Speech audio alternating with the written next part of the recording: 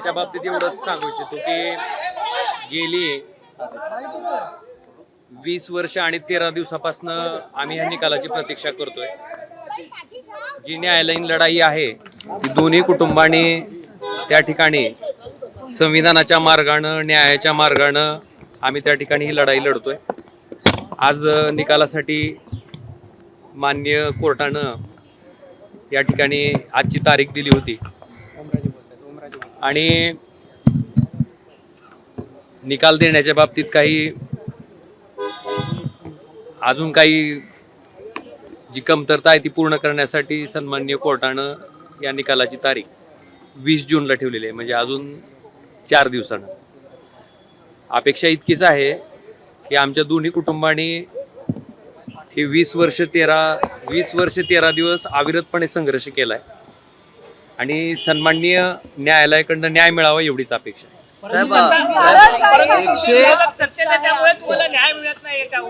128 जणांची या संपूर्ण प्रकरणात साक्ष नोंदवलेली आहे। आपल्या आईंच्या हस्तक्षेपानंतर सीबीआय कडे हे प्रकरण गेलं। 2009 पासून जे मुख्य आरोपी आहेत, ज्यांच्यावर आरोप आहेत, ते बाहेर आहेत। का नेमकं असं होतंय आणि सत्ताधारी पक्षात असल्यामुळे ह्या सगळ्या गोष्टी होत आहेत का? निश्चितपणे मला पण आपल्याला एवढं सांगायचं आहे की सामान्य माणसाला न्याय घेण्यासाठी प्रचंड संघर्ष करावा लागतो।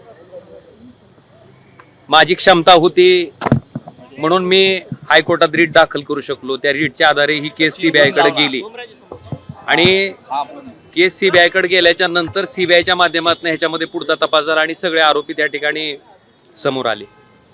त्यामुळे निश्चित सामान्य माणसाला न्याय घेणं फार दुरापास्त आहे आणि कठीण आहे आणि ते समोर आल्याच्या नंतर सुद्धा आपण बघितलं असेल तब्बल 20 वर्ष त्या ठिकाणी अविरतपणे ह्या खटल्याची सुनावणी चालू आहे आणि जे आरोपी असणारी लोक आहेत डिले टॅक्टिक्ससाठी सारखं हायकोर्टात जाणं, त्यानंतर सुप्रीम कोर्टात जाणं, सामान्य माणूस हायकोर्टामधल्या आणि सुप्रीम कोर्टामधल्या वकिलाची कशा पद्धतीनं फीस देऊ शकेल, कशा पद्धतीनं त्या ठिकाणी वकीलला अपॉइंट करू शकेल।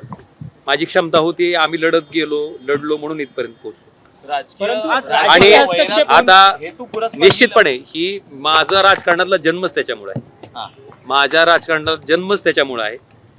कशासाठी संपवलं राजेसाहेबांना याचं कारणच फक्त पॉलिटिकल होतं, कारण 2004 ची विधानसभा ज्या निवडणुकीमध्ये माझ्या वडिलांनी ॲज अ इंडिपेंडेंट कॅन्डिडेट असताना, अपक्ष उमेदवार असताना केवळ 484 मतांना त्यांचा पराभव झाला होता आणि तेही केव्हा की पद्मसिंह पाटलांना पाठिंबा दिला अशा आशयाचं खोटं वर्तमानपत्र छापून मतदाना दिवशी त्या ठिकाणी इतका प्रयत्न करून सुद्धा फक्त 484 मतांना विजय मिळवता त्यांना आला होता आणि तेच चलत होतं। आपल्याला राजकीय विरोधक नको ह्या भावनेतनं पवनराजे साहेबांची आणि त्यांचे चालक पैगंबरवासी समद काजींची हत्या केली गेली आणि ही शांत डोक्यानं प्लॅन करून केलेली हत्या आहे आणि त्याच्या संदर्भात आम्हाला अपेक्षा इतकीच आहे की या ठिकाणी न्याय मिळावा।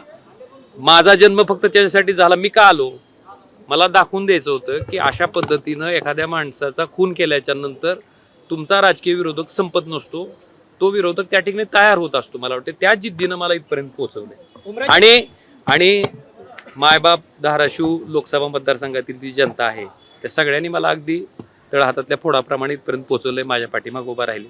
आता माझ्या आयुष्यातला सगळ्यात मोठा क्षण कुठला असेल तर ज्याच्यासाठी आमचा सगळा परिवार जगतोय, झगडतोय, तो माझे वडील कैलासवासी पवनराजे निंबाळकर साहेब आणि पैगंबरवासी समद काजी यांच्या हत्येचा जो निकाल आहे तो आमच्यासाठी, आमच्या कुटुंबासाठी अतिशय महत्त्वाचा आहे आणि निश्चितपणे अपेक्षा आहे की न्याय देवता निश्चितपणे न्याय करेल। राजेसाहेब, या संपूर्ण कार्यकाळामध्ये उद्धव ठाकरे असतील, बाळासाहेब ठाकरे असतील, हे तुमच्या मागे उभे राहिलेले होते।